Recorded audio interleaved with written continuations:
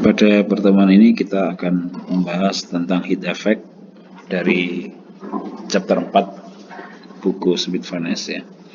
Jadi pada bab ini kita akan bicara banyak tentang efek-efek panas ya. Efek panas ini bisa karena ada perubahan suhu atau efek panas yang karena ada perubahan fase atau panas pembentukan, panas reaksi. Nanti akan kita bahas secara detail di bab ini, termasuk efek panas karena adanya reaksi kimia ataupun yang ada di dalam reaktor. Nanti akan kita bahas secara detail di chapter 4 ini. Yang pertama akan kita bahas adalah sensible heat. Kita mengenal ada beberapa dua jenis ya. Heat effect karena ada perubahan suhu. Ini yang sering kita namakan dengan sensible heat effect. Satu lagi adalah efek panas yang timbul karena perubahan fase pada suhu yang sama. Itu biasa kita namakan dengan latent heat effect atau panas laten. Nah, pada section 4.1 ini kita bicara tentang sensible heat effect karena ada perubahan temperatur. Jadi bagaimana hubungannya antara panas yang jumlah panas yang dipindahkan karena ada perubahan suhu. Kita mulai dari proses yang melibatkan energi dalam. Biasanya kalau sudah kita pelajari dari pertemuan yang lalu, energi dalam itu kaitannya dengan volume tetap. Tapi kalau entalpi itu biasanya pada tekanan yang tetap. Maka persamaan dasarnya adalah U sebagai fungsi dari suhu dan volume. Kalau kita diferensialkan DU menjadi DU per dT pada volume tetap dt ditambah dengan DU per dV pada suhu yang tetap dV. Nah, kita sudah pelajari pada pertemuan yang lalu bahwa DU per dT pada volume tetap itu sama dengan CV. Maka persamaannya menjadi DU sama dengan CV dt ditambah DU per dV pada suhu yang tetap dV. Nah, term yang terakhir ini bisa kita anggap sama dengan 0 ya, ketika prosesnya melibatkan proses yang volume konstan. Ya, prosesnya adalah proses yang volume konstan. Kemudian juga ketika energi dalamnya tidak tergantung pada perubahan volume, maka ini juga bisa dianggap sama dengan 0, sehingga DU sama dengan CV dt. Kalau kita integrasikan, maka delta U sama dengan integral CV dt dari T1 hingga T2. Nah, kalau kita hitung berapa jumlah panas yang ditransfer tadi, maka Q itu sama dengan delta U untuk proses volume konstan reversible. Jadi kalau volume konstan reversible, maka Q itu sama dengan energi dalamnya. Sehingga Q sama dengan delta U sama dengan integral CV dt dari T1 hingga T2. Kaitannya dengan entalpi tadi sebagai fungsi temperatur dan tekanan. Maka kalau kita diferensialkan terhadap dT pada P yang tetap dan kita diferensial terhadap P pada suhu yang tetap, akan diperoleh persamaan ini. Namun pada pertemuan yang lalu sudah kita bahas bahwa dOH per dT pada P tetap itu sama dengan CP, sehingga persamaannya menjadi seperti ini. Term yang terakhir itu bisa dianggap sama dengan 0 ketika prosesnya itu melibatkan proses yang tekanan konstan atau entalpinya tidak tergantung pada tekanan ya. Sehingga kita bisa dapatkan dH sama dengan CP dt.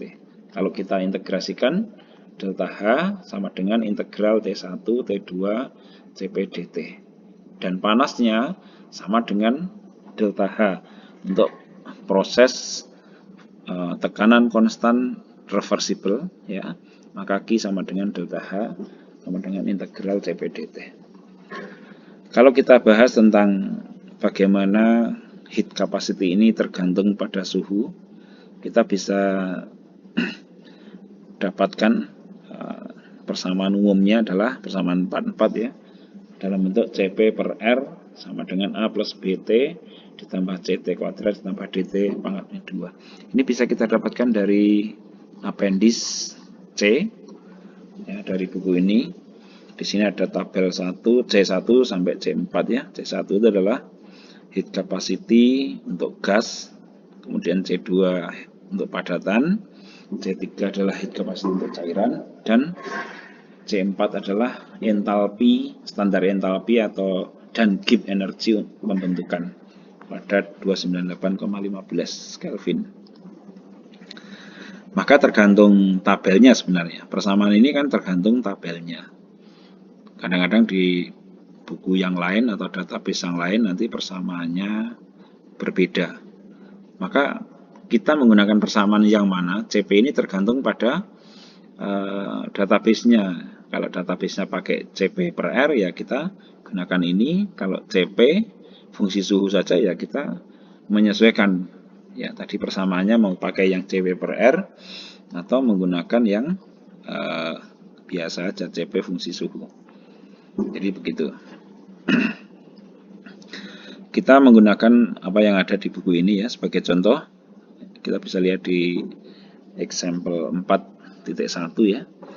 Kalau kita lihat gas metan ya, berapa kalau nanti kita pakai untuk menghitung berapa molar capacity ya, molar heat capacity dari gas metan, maka bagaimana cara kita mengambil data CP-nya?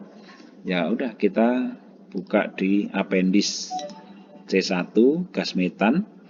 Kita lihat di sini suhu maksimumnya adalah 1500 Kelvin. Kemudian A-nya ini ya. A-nya ini kita bisa lihat di sini ya. Ini 10 pangkat 3 B, 10 pangkat C. Jadi besarnya angka ini sama dengan 10 pangkat 3 B. Ini hati-hati dalam mengambil datanya. Maka angka yang ada di sini ya berarti harus dibagi dengan ini ya. Oke, kita lihat di ini A, B, C, dan ini D ya. Jadi mohon maaf ini tabelnya tidak, letaknya tidak pas. Atau sorry, ini D-nya yang kosong ya. Ini D-nya yang kosong. Ini adalah A. Ini kalau CP tapi CP-nya tidak fungsi suhu berarti yang ini. Ini CP tidak fungsi suhu ya. Kalau yang ini adalah A, ini B, ini C, D-nya berarti 0. Ya. Oke.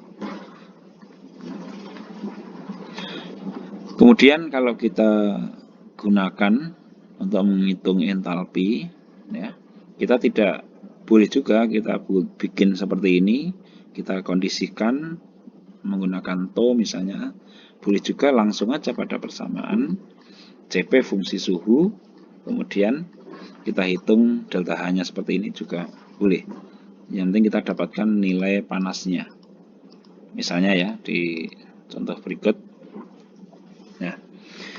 Example 42 ini adalah menaikkan temperatur 1 mol gas metan dari 533,15 menjadi 873,15 Kelvin ya.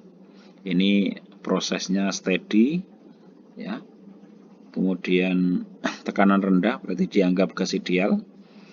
Jadi T0-nya adalah 533,15, T-nya 873,15. Kita bisa mendefinisikan pakai TO atau langsung saja. Kita pakai Q sama dengan delta H. Ini kalau kita ngambil database-nya adalah CP per R, ya, maka di sini kita kalikan R-nya supaya kita dapatkan integral CP dt. Ya, seperti ini. Karena R kan tidak fungsi suhu. Ya. Panas dapat kita Panas dapat kita hitung dari menggunakan persamaan ini ya. Kita masukkan, tidak harus menggunakan to ya, bisa CP fungsi suhu, maka kita dapatkan nilai 19,778 Joule. Ini contoh ya, menghitung panas karena ada perubahan suhu ya. Kemudian menghitung CP ini sebenarnya kalau kita kan sering menggunakan kalkulator atau Excel ya. Tapi di dalam buku ini sebenarnya ada modulnya untuk yang MATCAD ya, tapi kita nggak punya softwarenya, maka ya sudah kita menggunakan biasa saja, integral biasa. Atau bisa juga contoh lain ya, berapa suhu finalnya ya, ketika panas yang dimasukkan sekian, nanti suhunya naik jadi berapa, itu bisa juga. Ya gampang saja, nanti diintegrasinya tadi menjadi TT-nya yang akan nanti dicari. Jadi rumusnya tetap menggunakan delta H sama dengan integral CP dt. Itu adalah menghitung entalpi ya, entalpi panas akibat dari perubahan suhu. Tidak harus sama persis dengan yang ada di buku ini, dan kadang-kadang CP juga tergantung pada database yang kita gunakan, persamaan empirisnya seperti apa, nanti mengikut saja. Nah, hati-hati dalam mengambil data ini tadi, bahwa angka C ini adalah sudah dikalikan 10 pangkat 6, maka nilai C-nya sebenarnya ini dikalikan 10 pangkat min 6. Ini juga dikalikan 10 pangkat min 3. Satuannya T itu adalah dalam Kelvin. Jadi kalau kita membaca tabel database harus kita perhatikan ini ya. Kemudian kita kembali kepada cara menghitung Q ya. Q sama dengan integral CP dt sama dengan delta H ini tadi ya. Ini yang penting untuk proses pada tekanan yang konstan.